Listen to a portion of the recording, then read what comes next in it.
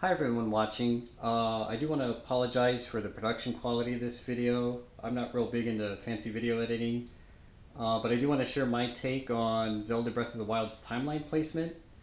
Over the past half a year or so, I've seen people go completely crazy over this on the internet, and they seem to gravitate towards two theories. The first of which is that Breath of the Wild takes place in the child timeline, and this is almost solely dependent on the fact that in one of Zelda's memories, Zelda mentions Twilight as she's listing off events that happened in the past. But if we take into account of other evidence that points to other timelines, I feel like this isn't really strong. I don't think that you can place it in any one single timeline. And this leads people to think that the timelines are all converging back into one timeline, which is certainly plausible, but it's not the idea that I have. But here's what I think. In Breath of the Wild, the timeline doesn't really exist, or we're not really supposed to know if it really exists. Rather, what's happening in Breath of the Wild is that all the previous Zelda games are what their titles describe them as. They're legends.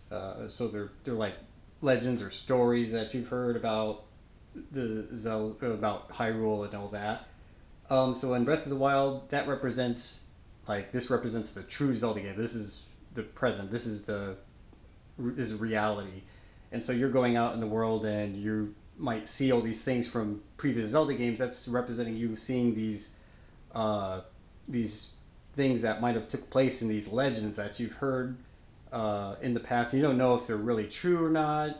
It's just left up to the player to really decide these things or make up their own minds. And I think Nintendo did this because I think Nintendo doesn't really like the whole timeline.